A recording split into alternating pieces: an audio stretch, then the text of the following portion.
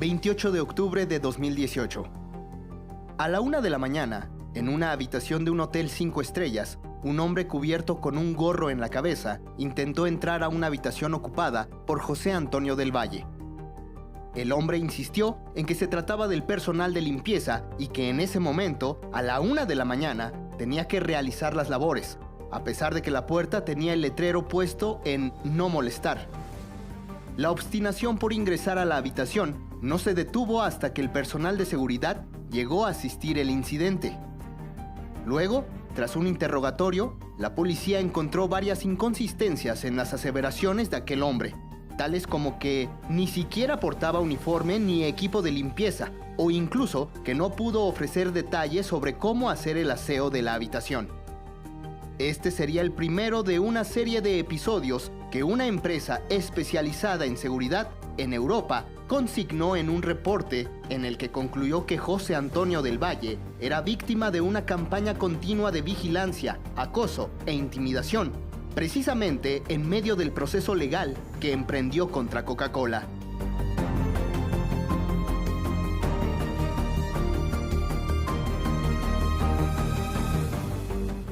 En 2018, José Antonio del Valle, un empresario mexicano, acusó y demandó penalmente a funcionarios de Coca-Cola y a la empresa transnacional por presuntamente cometerle fraude al robarle el concepto de su bebida Gogaba. Se trataba de un líquido que prometía ser un éxito en el mercado por el uso de una innovadora sustancia, el ácido gamma-aminobutírico, un neurotransmisor de relajación natural que ayudaría en la reducción del estrés, la ansiedad, así como potenciar la concentración. Ese año, José Antonio detalló que su empresa firmó un memorándum con Coca-Cola, mediante el cual proporcionó toda la información de su bebida para lanzarla en varios estados. Pero, según acusa el empresario, Coca-Cola no cumplió. Como un secreto industrial, que fue lo que yo denuncié, un robo del secreto industrial. ¿Qué es lo que tenía un valor? Pues todo mi know-how o conocimiento que Coca-Cola quería. Cómo ponerlo en una bebida, con qué características, a qué precio venderlo, con qué colores, cómo comunicarlo. Eso es el secreto industrial y eso no lo tenía Coca-Cola y eso es lo que se robaron y eso es en lo que me defraudaron. 4 años después, la historia no ha terminado y, contrariamente, ha inaugurado un nuevo capítulo. Desde 2018, José Antonio del Valle abandonó el país y desde entonces, según contó a Canal 14, ha sufrido diversos ataques que han puesto en riesgo su vida. Hay un patrón sistemático de acciones y de eventos que atravieso desde el 2018 hasta este momento, que en palabras de un experto en seguridad que analizó el patrón de dichos eventos, se definió como una campaña sistemática orquestada de vigilancia, acoso y actos de sabotaje en el hogar para dañar mi integridad física y que incluso, y lo refrendo yo, ya me pudieron haber costado hasta la propia vida. Documentación de expertos de seguridad, contratados por José Antonio y de los que tiene copia el canal, dan cuenta de al menos 12 incidentes ocurridos tan solo de octubre del 2018 a julio de 2019, con diferentes grados de preocupación y que van desde vigilancia y acoso hasta el intento de allanamiento de morada que sufrió ese 28 de octubre de 2018 en un hotel donde se refugió tras huir del país y comenzar a ocultarse. Algunos ejemplos de estas acciones se han traducido en la toma de fotografías y videos constantes en situaciones cotidianas como salir de un restaurante o al dejar su casa. Han sido muchísimos, la verdad muchísimos, incontables, porque cuando hablas de la vigilancia, puede ser incluso diario. Sin embargo, según asegura el empresario, los eventos no han sido los únicos. Tras ese primer análisis de seguridad, los actos en su contra se han prolongado hasta este 2022. En este periodo incluso vivió uno de los más fuertes. Yo me encontraba cenando un domingo en un lugar al que yo asistía de manera frecuente y al salir me percaté de un sujeto pues con una actitud muy extraña, parado ahí cerca de la puerta. Inmediatamente lo detecté. Me vio salir y se arrancó caminando delante de mí. En la medida que se arranca delante de mí, Yo voy detrás de él y empiezo a alentar el paso justamente para que se vaya, considerando la posibilidad de que no estaba relacionado conmigo esta situación. Sin embargo, al doblar a la izquierda, él se sigue derecho. 1 o 2 cuadras adelante me doy cuenta que él ya había cambiado su rumbo y ya venía detrás de mí del otro lado de la banqueta. En el momento en que lo veo y me ve, ya había tenido en muchas ocasiones individuos siguiéndome, vigilando, todo esto lo tenemos documentado. Y en ese momento, pero no pasaba de eso. Y en ese momento, cuando lo veo y me ve, se trata de cruzar la calle cargando hacia mí, lo cual cambia ya la naturaleza de los incidentes anteriores. Y afortunadamente venía atravesando un coche en ese momento la calle, lo que me permite ganarle varios pasos en reversa. El incidente no terminó ahí. Me dirijo hacia mi casa en un vehículo público y a la hora de llegar a la casa, pues me doy cuenta que había otro sujeto de las mismas características con un vehículo estacionado enfrente de la casa, en una calle que en domingo pues nadie prácticamente se estacionaba ahí, una calle sumamente tranquila. Yo llevaba ya algunos meses en esa ubicación y estaba ahí parado pues muy pendiente durante bastante tiempo, y revisando todas las imágenes que tenemos, pues resulta que este sujeto durante un mes ya había estado afuera de la casa vigilando la casa en al menos 2 ocasiones más, acompañado de otros sujetos, siempre con vehículos color plateado y siempre con esta vestimenta para que fuera difícil detectarlos. Incluso el tipo de equipamiento móvil que traían era atípico, porque no era el celular convencional que utilizaríamos en el día a día, sino era en una especie de radios, teléfonos, pues que no son del uso común de la población. Pero no solo han sido persecuciones. José Antonio asegura que otro conjunto de ataques presuntamente en su contra han ocurrido de una manera más sutil, mediante el aire. Según su testimonio, en al menos 7 ocasiones ha registrado eventos en los que el aire de los sitios en los que se encuentra, como habitaciones de hotel o su propia casa, ha sido contaminado con diferentes sustancias. De hecho, algunos de estos eventos quedaron registrados en un análisis que realizó una empresa especializada en calidad del aire y que de nueva cuenta contrató el empresario mexicano.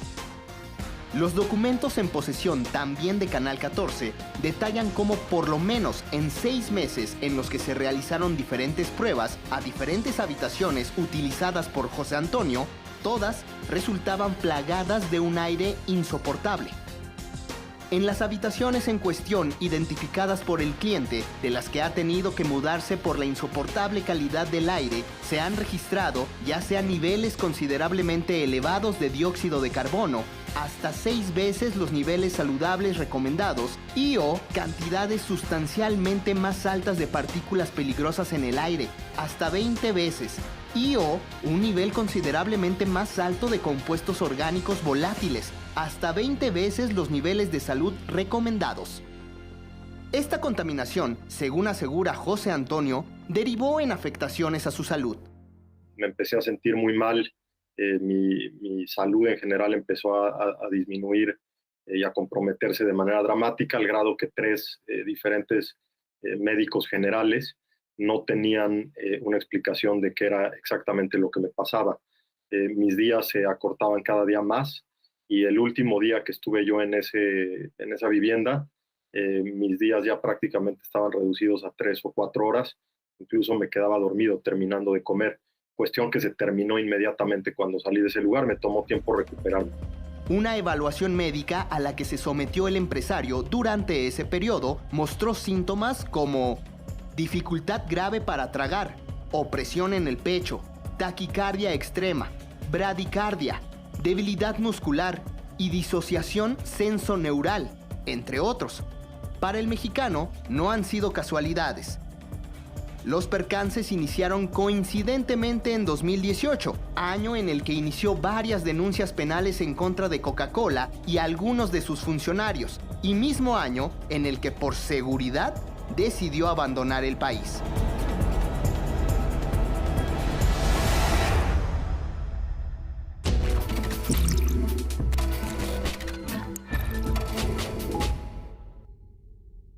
Hoy hay consulta.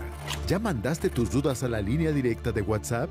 55 54 65 02 24. Consulta directa. En vivo. Martes, 11:30 horas.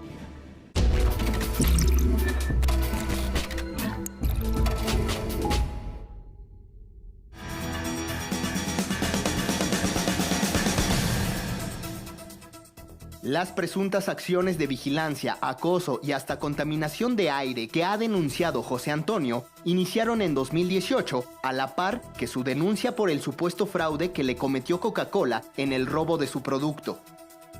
Por eso, para el empresario, estos actos no son incidentales. Del 2018 al 2022, yo empiezo a sufrir incidentes dentro de lo que pareciera una misma campaña, incidentes de diferentes naturalezas. Me refiero a vigilancia, acoso y actos de sabotaje en el hogar para dañar mi integridad física y que ya me pudieron haber costado hasta la vida. Te lo pongo de esta manera muy sencilla. En 41 años de vida, 37 que tenía cuando esto comenzó, nunca había sufrido un solo incidente. Y de repente estoy cargado de incidentes. Y de repente tengo 7 incidentes de aire tóxico. 7. No 1, no 2, no 3, 7. Yo le pregunto a tu auditorio, a toda la gente que nos está viendo, cada uno de ellos, cuántos incidentes de aire tóxico que han tenido. Y si hay alguien entre el público que ha tenido 7, que nos llame. Los actos que ha sufrido fueron denunciados desde octubre de 2021 ante la Fiscalía General de Justicia de la Ciudad de México, donde actualmente se encuentra la carpeta de investigación del caso por presunto fraude. Sin embargo, según la defensa de José Antonio, la Fiscalía desistió indagar más, al asegurar que se trataba de una situación que ocurría en el extranjero. Si bien es cierto, la Fiscalía de la Ciudad hace mención a estos datos, pues bueno, muy probablemente ello obedezca a el ámbito competencial en función de la territorialidad donde se pudiera localizar José Antonio. Sin embargo, es importante que desde la óptica de la teoría del riesgo sean fundamentales analizar 2 elementos. El primero de ellos es la existencia de incidentes o situaciones de riesgo. 2, la identificación de estos incidentes o situaciones de riesgo en un continuum, en una línea de tiempo en específico, y sobre todo, ver a partir de cuándo se han presentado, a partir de cuándo se han identificado, y lo más importante, si eso guarda relación con los intereses de un actor o un grupo de actores que tienen por finalidad planificar esa serie de actos para concretar un objetivo. A eso le denominamos intencionalidad. Dicho de otra forma, la intención de causar un daño a partir de la manifestación de ideas o el impulso que se pueda hacer del aparato de justicia y que evidentemente cause un malestar y cause una especie de conmoción respecto a la afectación de intereses de este actor o grupo de actores.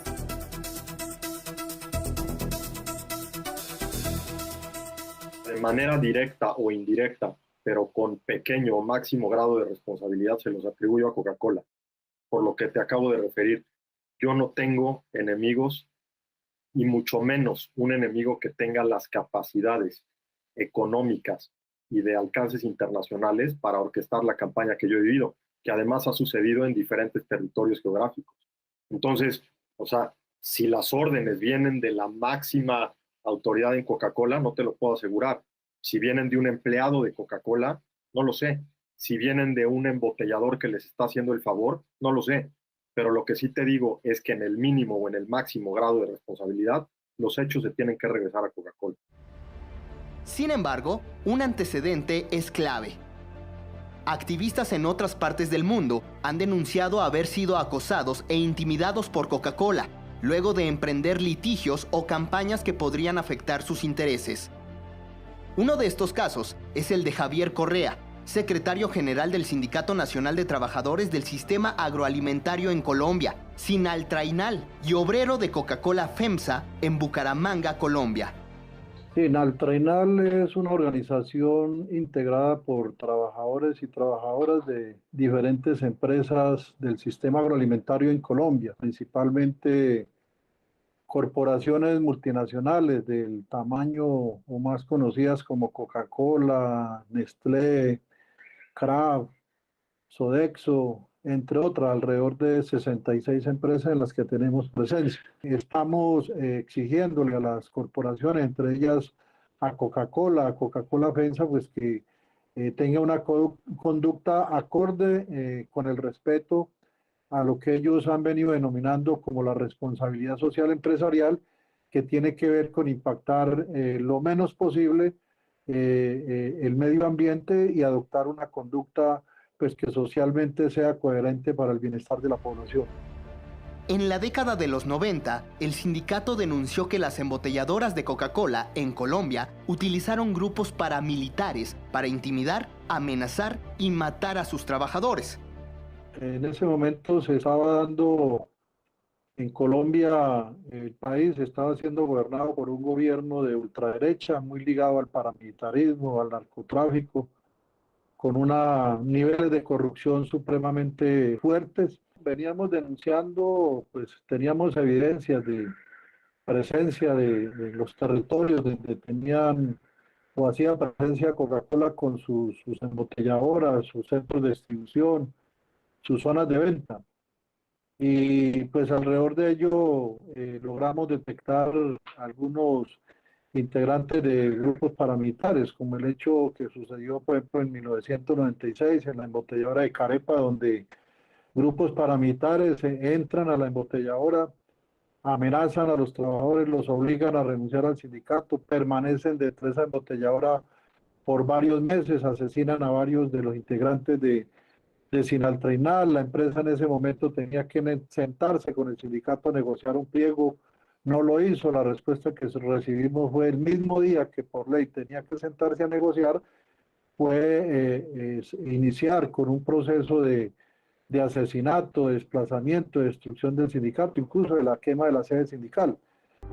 A 26 años de los hechos, Javier asegura que sus señalamientos han sido confirmados luego de que el caso finalmente está siendo investigado.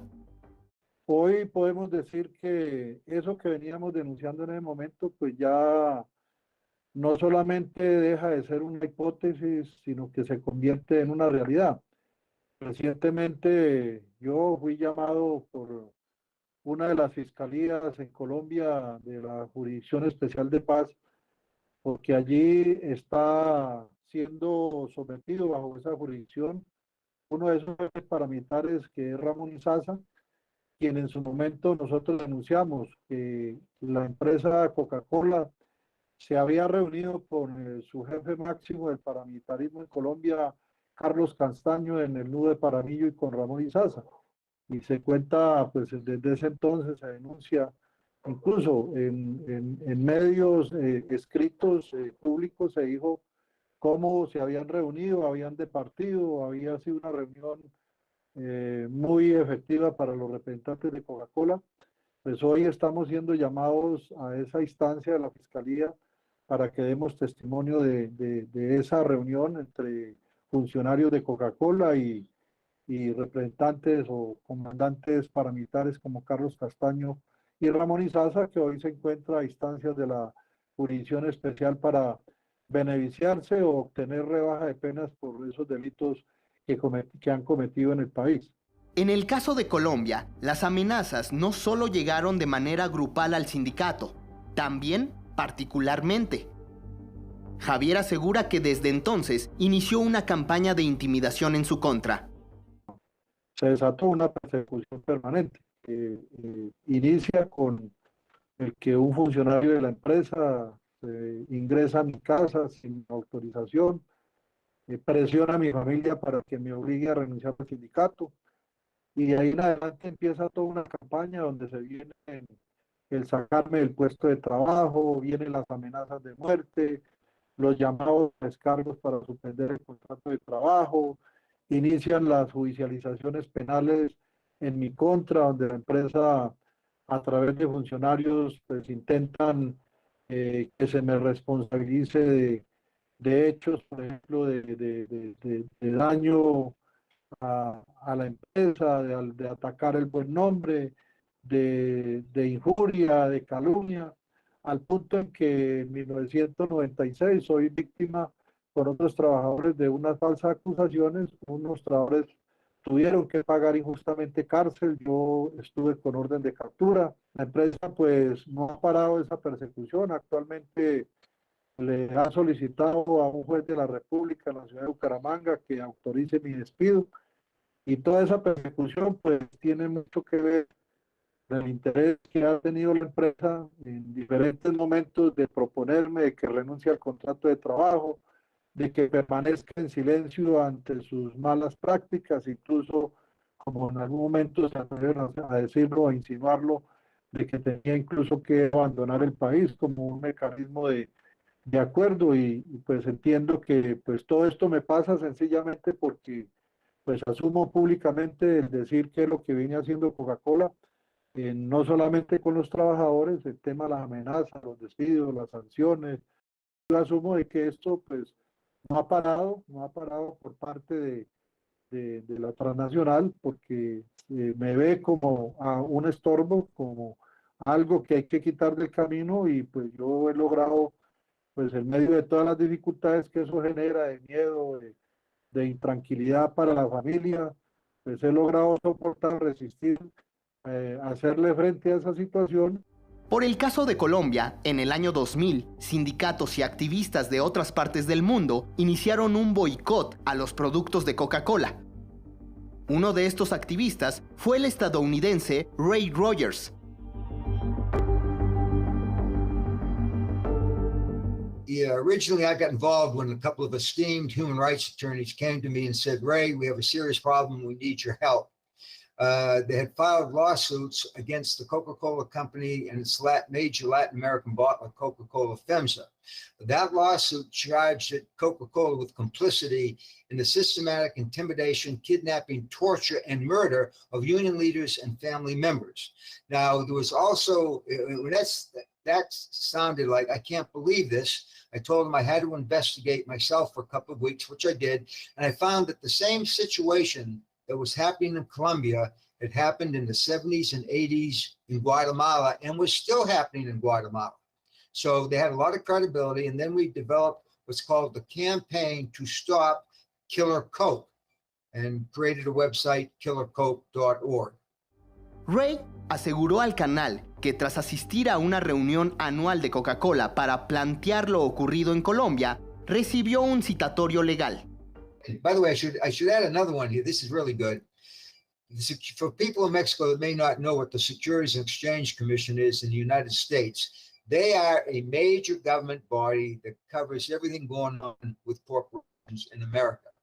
Coca-Cola got one of the top attorneys in the Securities and Exchange Commission to call me and intimidate and threaten me, wanted to know who my attorney was.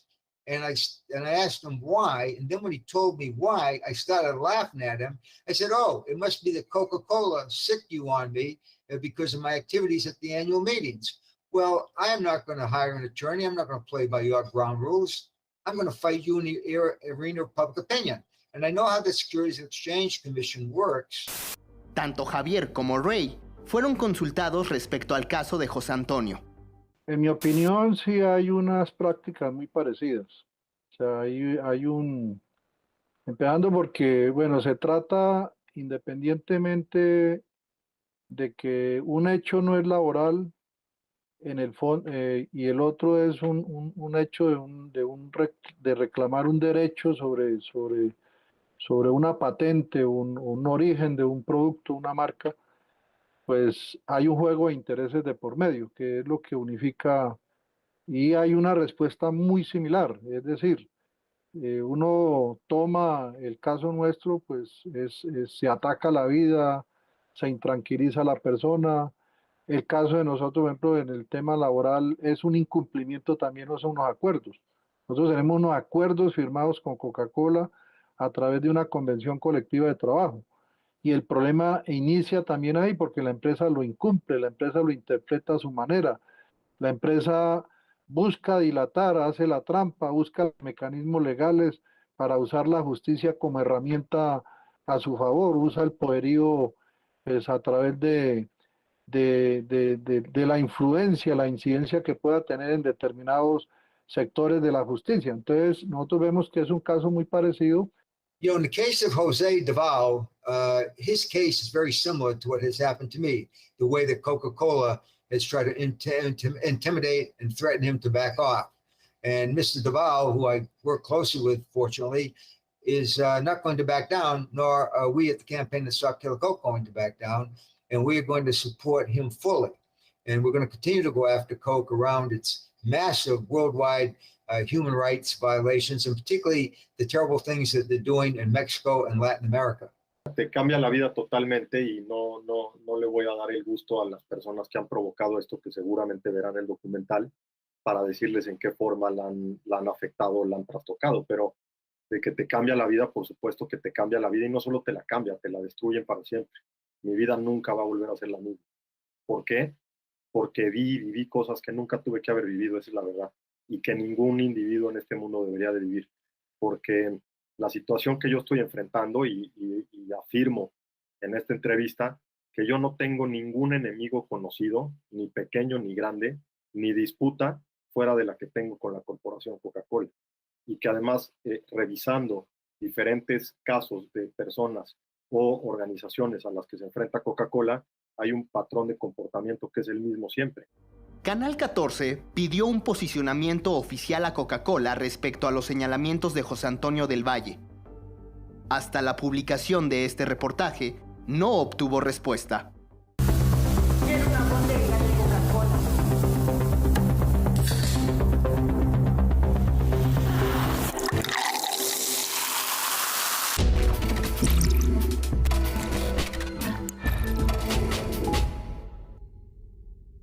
Las administraciones del Sistema Portuario Nacional, ASIPONAS, como se llaman hoy, actualmente están coordinadas por la Secretaría de Marina. Y no solo cambió el nombre, hoy generamos más empleos, mayores ingresos para México y recibimos más carga comercial que en años anteriores. Personal técnico, trabajamos en la Secretaría de Marina para hacer a nuestros puertos más productivos, seguros y transparentes. Implementamos el sistema Puerto Inteligente Seguro. Hoy las ASIPONAS se consolidan como empresas de clase mundial. Secretaría de Marina. Gobierno de México.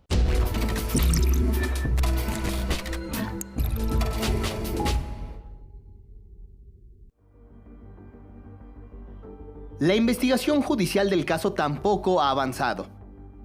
La defensa de José Antonio, liderada por el abogado Efraín Cárdenas, asegura que las investigaciones siguen estancadas en la Fiscalía General de Justicia de la Ciudad de México, donde se ha denunciado la comisión de 2 presuntos delitos: fraude y revelación de secreto comercial. El abogado acusa de dilación de parte de los ministerios públicos debido a que aún no se han cumplimentado los testimonios de 3 personajes claves en el asunto, así como a altos funcionarios de Coca-Cola y quienes el mismo año de la denuncia fueron removidos a otras áreas en Costa Rica, Estados Unidos, Brasil y Singapur. Tampoco se ha arrancado audiencia inicial del caso. El litigante además asegura que en una nueva maniobra del Ministerio Público, en las 2 denuncias se ha concluido el no ejercicio de la acción penal. La carpeta de investigación la mandan a otra mesa distinta, con otro Ministerio Público distinto, argumentando que por la carga de trabajo ya la licenciada que tenía a su cargo esta carpeta, pues ya no podía seguir investigando y que se la mandaban a otro Ministerio Público, ¿no?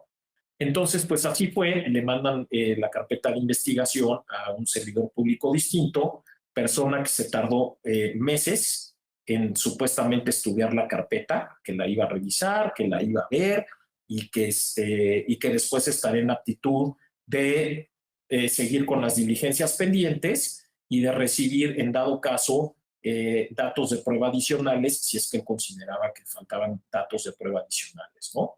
¿Qué pasa? Presentamos el escrito, como una semana después, nos contesta el Ministerio Público de una forma, pues desde mi punto de vista, verdaderamente sorprendente. Lo regresa manifestando que no ha lugar a poderlo acordar, toda vez, palabras más, palabras menos, toda vez que 2 días antes de la presentación de ese escrito, se había realizado una propuesta de no ejercicio de la acción penal en esa carpeta. Entonces, llegamos a cosas verdaderamente ridículas, verdaderamente burdas, que vuelvo a repetir, no nos preocupan en el sentido jurídico de tener o no la razón, pero sí es muy preocupante la forma en cómo la Fiscalía se está poniendo de tapete de Coca-Cola, porque eso es lo que está pasando. No sé qué acuerdos haya, no sé qué gestiones políticas se hayan hecho por parte de la refresquera, porque pues absolutamente sí tiene todo el poder para realizarlas, pero algo verdaderamente apesta en cómo está actuando la Fiscalía, sus servidores públicos.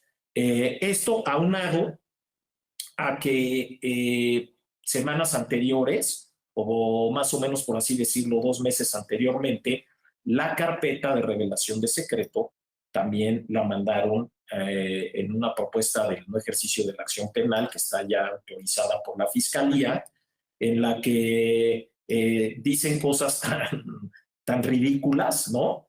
Como que el contrato de confidencialidad firmado con Coca-Cola no tendría valor porque no se especificó exactamente cuál es la información que iba a estar protegida por el secreto, cuando es evidentemente absolutamente pues, toda la información que se fue dando durante todos los meses que el señor José Antonio del Valle fue el líder del proyecto y que estuvo compartiendo con todos los funcionarios de Coca-Cola, ¿no? Obviamente aquí están pasando cosas a las que personalmente les comento que como abogados litigantes estamos muy acostumbrados en este tipo de asuntos. Siempre, generalmente, los servidores públicos se cargan hacia el lado de quien tiene mayor poder económico, quien tiene mayor poder político, quien tiene mayor poder de relaciones, ¿no? Eso a mí ni me espanta, pues me queda clarísimo, ¿no?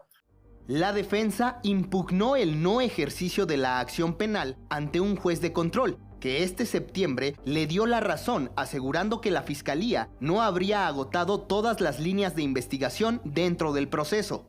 Lo que sí creo es que hay una desesperación por parte de la contraparte, hay una desesperación en la refresquera, siento, de resolver esto lo antes posible, de tener resoluciones que les sean favorables, de que tenga que acreditar ante las autoridades, ante el público, ante los consumidores, que tenga que acreditar que no cometieron absolutamente ningún delito, que son unas blancas palomitas, que ellos cumplen con todo, tienen una como necesidad o una de tener velocidad en esas resoluciones, lo cual por una parte es un arma de doble filo, ¿no? Es un arma que corta para los dos lados, porque por una parte en ese afán y esa necesidad de obtener resoluciones que les den la razón, pues obviamente esas resoluciones no son resoluciones que tengan un fondo jurídico sustentable, no son resoluciones sólidas, son resoluciones que la autoridad les está haciendo el favor de sacárselas, en las que precisamente por esa prontitud de tener esas resoluciones y hacer las cosas de esa manera, pues las mismas son jurídicamente extremadamente débiles, ¿no? Y volvemos a lo mismo de la entrevista anterior que estábamos platicando, ¿a qué le apuesta la refresquera o a qué le apuestan los abogados de la refresquera a llegar ya a un término en el que finalmente van a decir, no, saben que ya están prescritos los asuntos y ahí se termina, ¿no? Básicamente eso también puede ser una situación a la que le estén apostando. Como parte de las acciones judiciales, los representantes de José Antonio además han presentado una queja ante la Comisión de los Derechos Humanos de la Ciudad de México, acusando inacción y omisiones de parte de la Fiscalía de la ciudad. A partir de esta serie de omisiones e inacciones identificadas dentro de la carpeta de investigación correspondiente, se presentó una queja por las violaciones al debido proceso legal, en particular por violaciones al plazo razonable que debe de prevalecer en investigación o substanciación de cualquier procedimiento, procedimiento seguido en forma de juicio y tiene por finalidad, digamos, documentar, pero también incentivar la integración inmediata de esta carpeta de investigación. Actualmente, esta queja se encuentra en trámite ante este órgano autónomo. Entonces, se le está dando el seguimiento correspondiente. Nosotros esperemos que en su momento se formule una conciliación, una solución amistosa del tema, a partir de que se termine de integrar la carpeta de investigación, o en su caso, pues bueno, ya la misma comisión en su momento determinará lo correspondiente a partir de la identificación de estas violaciones a derechos humanos sin perjuicio del acceso a la justicia, José Antonio.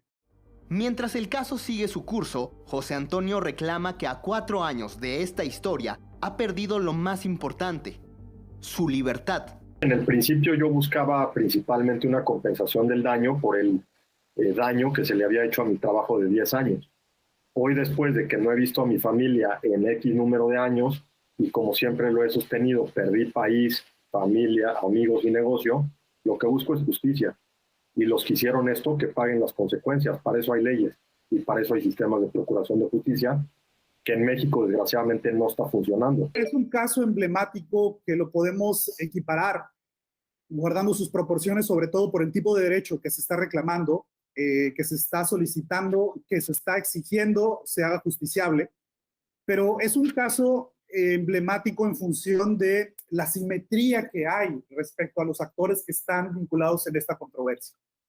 La simetría que hay entre un ciudadano que proviene de un esquema donde ha impulsado la teoría del esfuerzo y del ingenio para poder patentar sus invenciones versus una transnacional, que es una de las transnacionales más importantes en términos económicos a nivel mundial.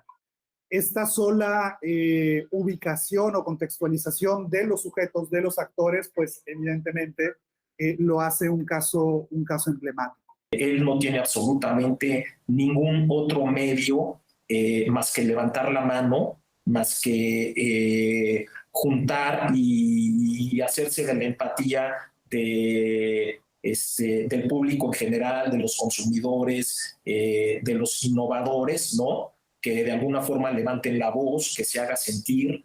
En muchas partes del mundo que hemos tenido la posibilidad de conocer, de que se han levantado con su voz reclamando sus derechos, porque pues en la medida en que se pueda exigir a Coca-Cola, a sus propietarios, respeto pues a los derechos de los pueblos, incluso de mismos empresarios como José, esas voces pues van en algún momento a también tener que ser tenidas en cuenta por parte de Coca-Cola y las autoridades en diferentes países del mundo, y decir pues que no estamos solos, de diferentes partes del planeta luchando por unas reivindicaciones, por unos derechos, por unos intereses, y que pues hay que continuar, que hay que mantener la esperanza de que pues el poder económico, político de una transnacional como Coca-Cola no puede sepultar los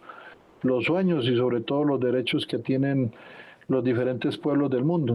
Well, I would say Coca-Cola, what they represent to me is that they're amongst the worst of the worst as companies who are damaging, the environment, a threat to human rights everywhere, and really very seriously undermining the health and welfare of millions of children all across the globe by their aggressive marketing of sugary sodas that undermine the health of children, the high rates of obesity.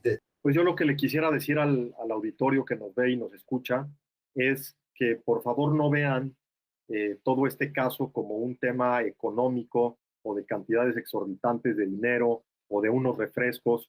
Este problema ya dejó de tratarse de eso hace mucho tiempo. es un problema de México, es un problema de los valores de México, es un problema de justicia, es un problema de ética y es un problema que si queda no resuelto pone en un estado de vulnerabilidad a todos ustedes y a todos los mexicanos, porque el día que se enfrenten por cualquier razón contra la multinacional Coca-Cola, sus derechos no van a servir para nada y no van a valer. Y por eso hago un llamado a que se sumen a mi causa para que se deje el precedente y se deje el ejemplo de que las corporaciones multinacionales no pueden ni deben venir a México a pisotear a los mexicanos ni los derechos de los mexicanos.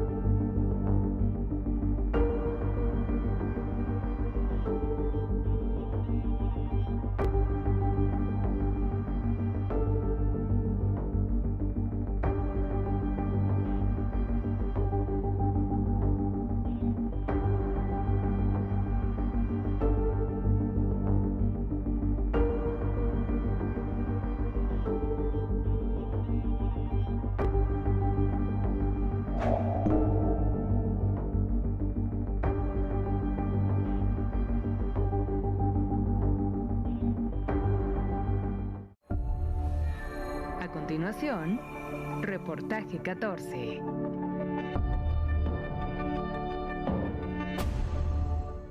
Clasificación A. Para todo público.